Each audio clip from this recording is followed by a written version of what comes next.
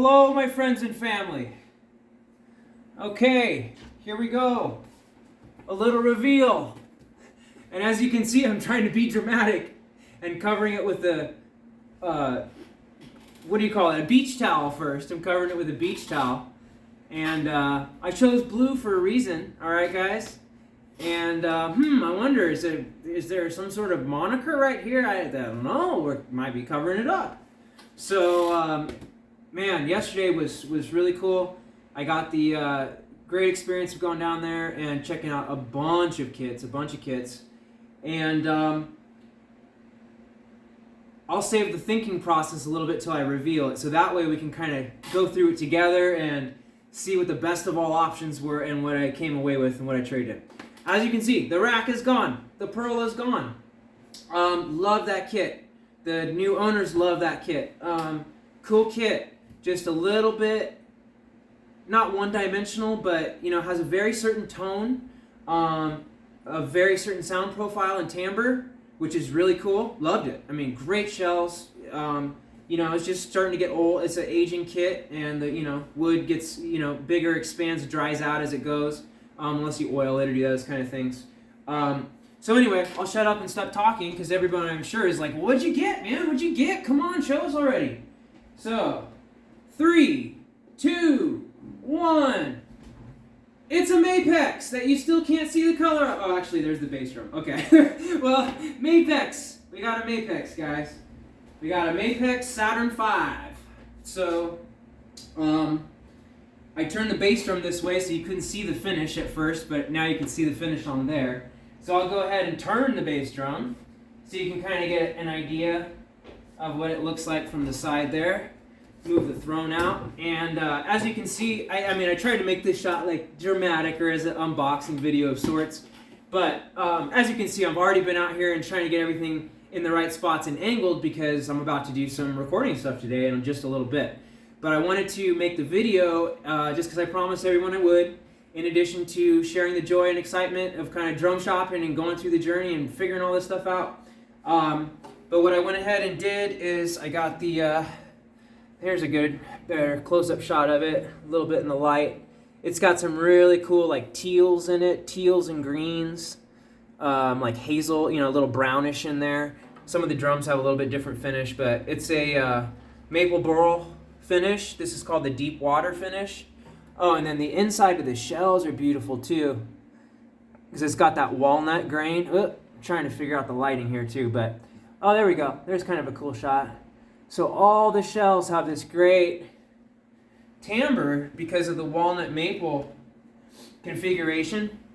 And so what I did is, for ease of use and quickness, I just got 2 of these cymbal mounts.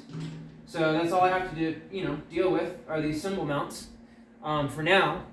And then, as I was doing research, I found that Mapex makes one of the coolest bass drum posts that I've ever seen. It's really cool. I like it a lot. It floats on top of the bass drum. So what you have is, instead of something that's going to destroy or not destroy it, but instead of bolting something onto the top of your bass drum, all it does is it attaches to your lugs. So just the back top 2 ones and the front top 2 ones, and it literally floats above the shell. And then you can mount the 2 toms right off the bass drum. So super easy mounting. And, that will affect the resonance a little bit. Obviously, anything you put on a shell or attached to a drum, it's going to affect the resonance and the length of how long it sings that fundamental note and the decay behind it. That's really cool that it kind of floats above and is just attached to the hardware on the lugs. So it's gonna keep as much sustain and as much, keep the drums as open as possible. So just throwing them up here quick. Let me get the phone off up here. Bring it a little closer. Everybody can get a better view and a better view of the finish. So I kind of just took a quick mount process and just used these clamps and went for that, because that way all I have to do is use 2 cymbal stands that I had laying around the garage already. And then what this bass drum mount does is literally just these front 2 and these back two, and it mounts on top of here, so everything floats above the bass drum, and nothing is going to be drilled into it or, a mount, glued on top or something like that. It keeps your bass drum as a virgin bass drum, which is really cool. So anyway, I really like that idea. I like the idea of it, just for sake of ease of use. And then, here we go. In the light, you can kind of get a better feel for some of the browns in it. Like, it's got some cool little teals and brown colors in it. Anyway, obviously I'm just talking about the finish, and you haven't heard any of it yet, but people are pretty familiar with the Saturn V's. Mapex makes great drums for the price point, and especially, if you get into like the Saturn or Armory series, they're comparable with D-dubs, I'd say that. If you're gonna kind of compare them to like a Tama, or even some of the Yamahas, the price point is fantastic. So what I ended up being able to do, guys, yesterday is I got $1,500 for that Pearl. So $1,500. This kit is a $2,200 kit. And it was overstock also, and they couldn't get rid of it, so I was able to work out another deal through Drumflip, and he bought the kit from a Guitar Center, actually, and it was just sitting on the top shelf next to the D-dubs and all those, and literally just stacked there for who knows how long. So he went in and snagged, I think he said 3 kits all at once, and this was one of them, and wasn't even up on the site, and was brand spanking new. So it still had the tags on it too. It still had all the tags on it. So, obviously I examined. You can't always trust what you hear. Not the hearing of the drums, but what you hear as far as the sales pitch, right? So it was really kind of, I had to go through SJCs, some DWs. I looked at some Ludwigs also, Maples, Maple Classics, and then, the Tama, Star Classic, B&B, Birch Walnut. So they had some of the kits that are all competing right now that are all in the similar line. And the Mapex was in this finish and brand new. And I was able to get it for $17 plus tax. So basically around $18, and $1,500 for my kit. So I only paid $300 for the whole kit, boys. $300. So $300 got me a 5-piece, and then what I did is I just kept this big black brass. So this is a pork pie, big black brass, Bob, they call it for short, Bob drum. But it's actually a brass, it's just, it's got the black nickel patina on it. It's, instead of having like a, regular brass patina kind of look and that stuff, they just changed the what the finish is on it, but this is a 6.5 by 14. Some of the pork pie ones he makes that are really great are 13 by 7s too. Like, he makes some odd diameters, and you can custom order them. They're from up in LA. I really like pork pie snares. I really like pork pie snares. I'm not a huge fan of their kits, but I do like their snares a lot. He makes great snares with great shells that will last you forever. So if you're ever looking for like a kind of middle price point, this is basically a Ludwig Black Beauty knockoff. So if you think about it that way, this is like a $350 drum, and I got it for $250 new. So kind of doing it that way and figuring it all out. Yes, I'm going to highly miss that kit. I'm going to remember all the experiences I had on it. I'm going to, go through all of that sentimental journey that I had with that kit. But kind of my whole philosophy and ethic towards slowly trading up and flipping gear and donating to students and trading and this and that over the last, 5 to 6 years now, is so that I could do this and just get a brand new kit and something that will sound great, can be used in the studio, has wide tuning ranges, and I was going to cover tuning in this video too, because Garage Life, you asked there was a cool request if I could cover some tuning stuff, and I want to do that. But that's gonna make this one video very long, and I need to tune the kit myself so I can get it ready to go here within like 15 minutes. We're gonna start doing some playing. So what I'm gonna do really quick though is I'm gonna show you what you want to do to accomplish your, fundamental note is usually we tune in thirds, okay? So what you want to do is think about it in this aspect as well. When you're hearing a piano or you're hearing a guitar, or anything, that melodic instrument, you can think of it that way. You're usually wanting to, you want to be in tune with the instrument you're playing with, right? So standard scale length on a guitar, if you do it in thirds, you're usually going to have your kick tuned to like a low E. So the open lowest string on a guitar, that's what you want to try to tune your kick to, okay? There's different philosophies. You can tune each drum to its fundamental note, put each drum to its same note so you can just get that whole tone out of each one. And then as you just naturally do that, the drums will fall in line together within an octave or a third progression because you have that fundamental note within each drum. Ba, ba, ba, ba, that kind of thing. And so what I like to do is I usually do like an E on my kick, first thing I tune. You want to tune everything to your kick. So first drum you want to tune is your kick. Once you get that dialed in, I usually go for a C or a C sharp with my snare. So you're doing an E and a C. So once you get your snare and your kick kind of dialed in, then it's really easy to get your toms within that tuning range that you want, okay? And I'm going to cover the full-on tuning ranges of this kit in another video, like I just said. But what I want to at least explain at first is that when you first get it, obviously we know you want to stretch your heads, right? But this kit still has stock heads on it. Thankfully, it comes with double ply, American-made Remos. So you've got Ambassador clears on the bottom, and then we have Emperor clears on the top. So, for your batteries, you got those nice 2-ply, and you got a single ply for your reso. And they're a little bit better heads, too. So anyway, it comes with those, but see, they were all stacked. These drums were all stacked.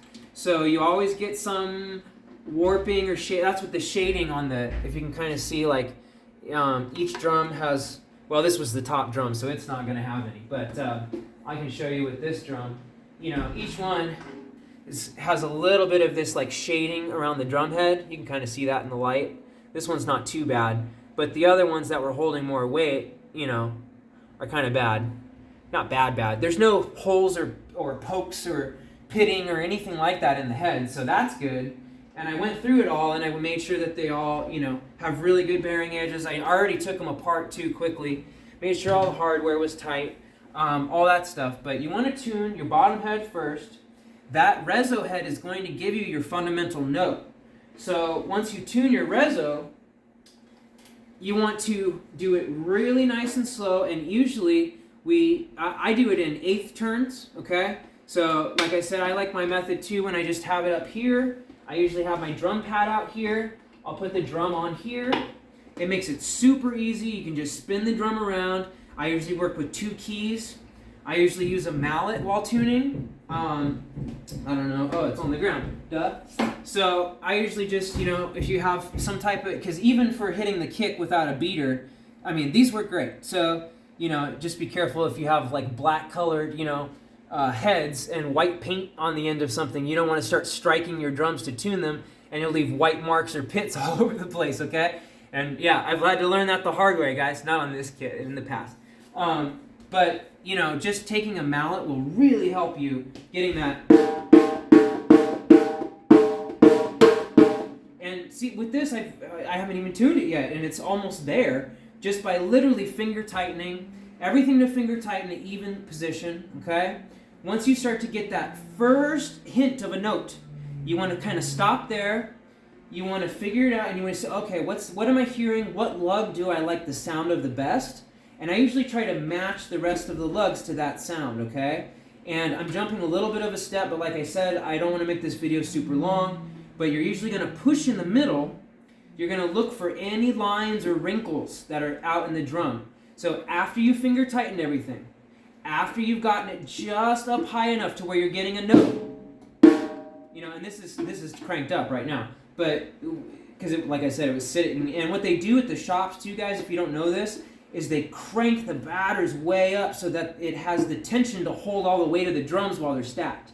A lot of people don't know that. So depending on like how they package it, how they take it out of the package, what they tune it with, and this was at a Guitar Center, so you know, the Guitar Center techs, however they do it with each individual kit, but they cranked these heads way up so that they could just stack them all, and it was, you know, a solid surface for the drums to be stacked on.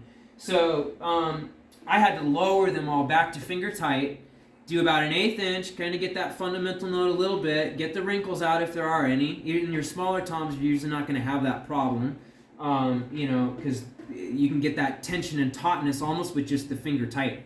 But you want to tune that first, and what I like to do is I put my bottom head up by another third of the top head. You can match them, so if you do like a half turn on the bottom and a half turn on top, that's one method. Or I usually do like a 3/4 turn on the bottom and a half turn on top, or you know, like a 1 1/2 on the, or a one full turn on the bottom, and then like a 3/4 turn on top. You know, so you can kind of experiment in that way. But usually you're going to want that because what it's going to do is give you your fundamental note and a pitch down. So when you hit the drum, it's going to give you a boom, boom. You know, that like pitch bending, and what it does, it's going to reflect back off the resonant head and come back up to the top. And that's what gives you your sustain and your decay of that fundamental note. So you want to make sure that's really important when you're setting up. And like I said, I'm going to do another video of tuning this kit. So that'll be another video. But I wanted, at the very least, unveil the kit, guys. Yeah, I'm sorry, I didn't, no unboxing videos. I'm not that kind of guy. This is as best as I could do. Grab a beach towel. You can see I got all this stuff stacked back here. And show you the finish. And I've got to, like I said, I got to start tuning just to get it done myself. So last but not least, I'm going to show you. So just keeping in mind that I got this whole kit for $300, right? So, if you get the whole kit for about that price, what does that leave you money for? That leaves you money for some good cymbals. So I went ahead and I got a Meinl Byzance Tradition. I got a Tradition ride. I've tested it out, but I'm gonna say it's gonna go well with my Supernatural cymbal. It does go well with my Supernaturals. I like darker, vintage kind of sounding cymbals. I'm not a huge bright cymbal guy. I do like some brightness in my crashes, or, you know, depending on what the case may be, you know, but I like some brightness, but not so much when you're having those harsh frequencies. Harsh frequencies I don't like. So, and those will come through a lot if you're doing recording, and you will hear any of those high-pitched dings, you know, even if you have nice buttery, like dark kind of cymbals, you'll still hear all those highs. Like sometimes you'll have to EQ it from your overheads because you'll get that bing, you know, it's like, or when you do a cymbal swell or something, some of those frequencies are really harsh.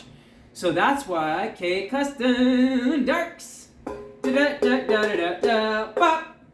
Brian Corey's gonna be happy. Brian Corey's gonna be happy. What's up, buddy?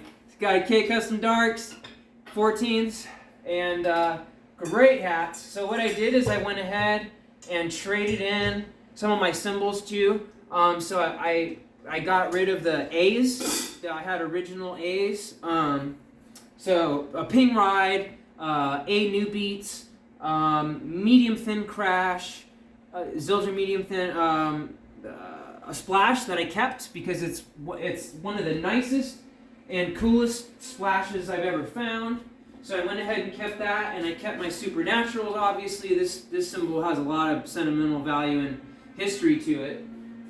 So I went ahead and kept that, and I kept my splash.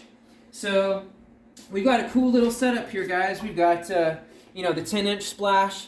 This is a great little splash, man. These are great splashes. Just the note. That's a great little quick note.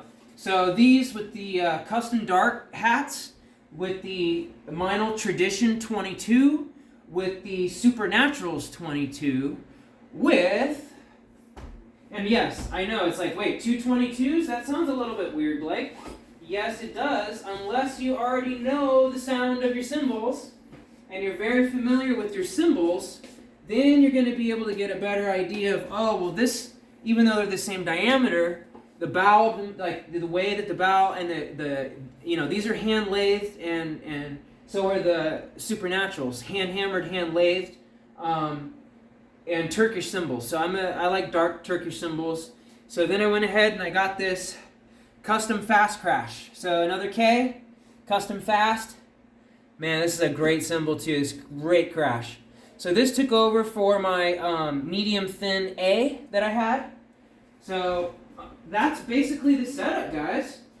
So I was able to get the cymbals and the kit out the door for $1,300.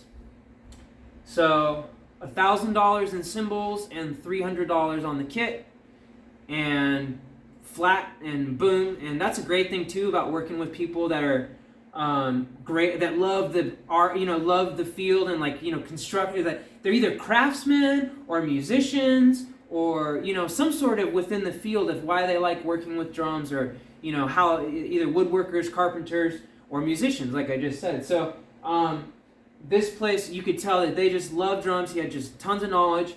SJCs, like I said, they had some really good kits there. My dream kit was to get a Yamaha recording custom. Boy, did I try. I tried for 3 weeks every day to find one. And in case anyone's wondering, there's one in the entire US chain, and it's a 5-piece black, and it's $4,000.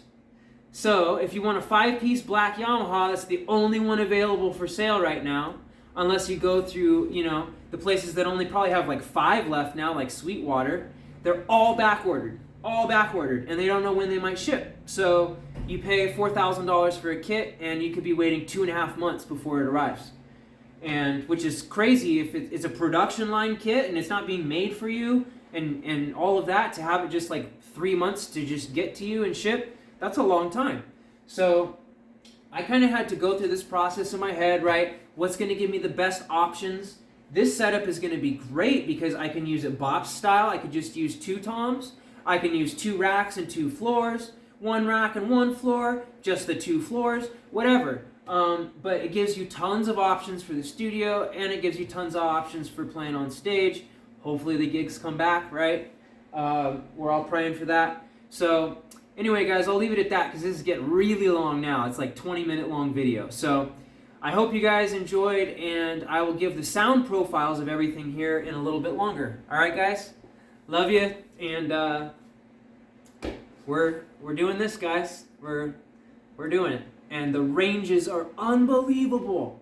The ranges that this kit can do is like, you can have a booming rock, sounding like fat rock, because it's got a 22 by 18 kit. I mean, their kicks are so great, so great.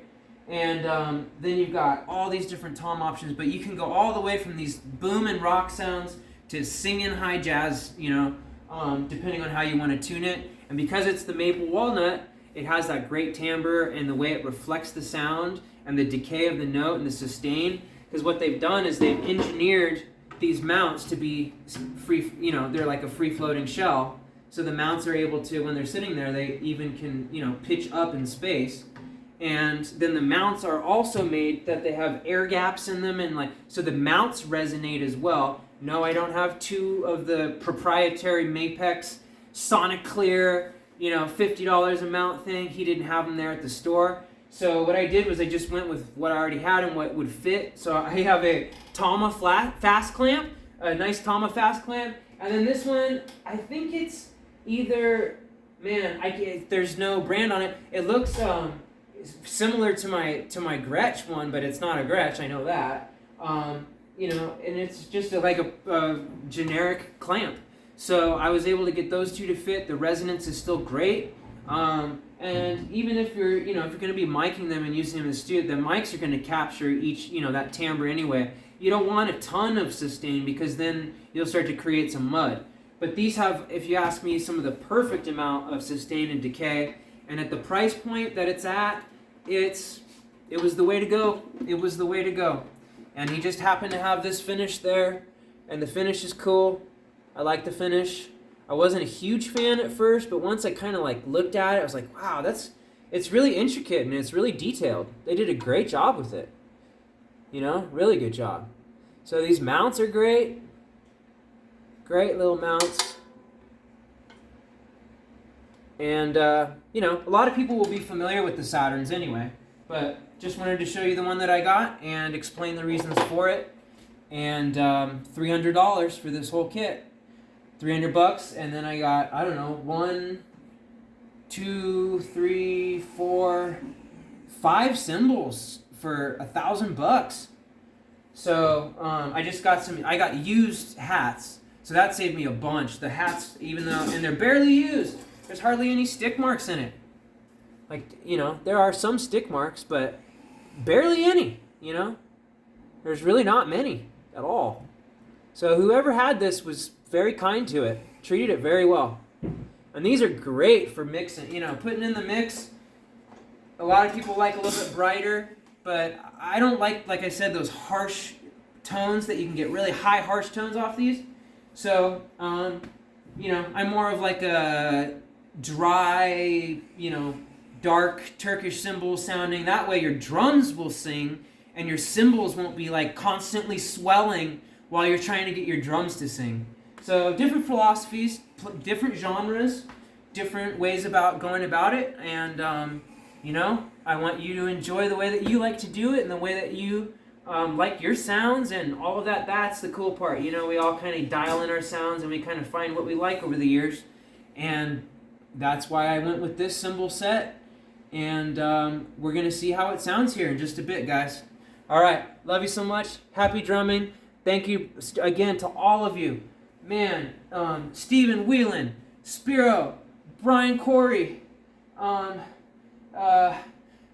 Assassin, man, Illuminami, Just Drums, Garage Life. I mean, all you guys, you've been phenomenal. You've really helped me through this thinking process. And this was definitely the way to go with what I had in my pocket, what I was looking for sound, what I could have just, because this, for the same price point, I would have walked out of there with a 3-piece. And probably they had a used DW there that was $2,200 and just gouged up. But yeah, it's a collector's. It was pretty nice, a satin with a bass drum mount. But it, you know, more suspended toms on the bottom as well. So it was like I would have had to deal with more suspension mounts or more tom stands, in addition to paying $2,200 for a gouged up, who knows how many owners DW, or get a brand new Mapex that has never been touched and still had the tags on it. So obviously that was the way to go. All right, guys. Wow, 27-minute long video. I'm just gonna hit upload, and I know it's a long one, but you guys can either watch it all the way through if you do. Thanks for making it to the end, boys. Appreciate it. Thanks for hanging with me. Thanks for being patient with me and helping me through this process. And we're going to create some awesome sounds with this kit, boys. All right. Happy drumming, everybody. Love you. Bye.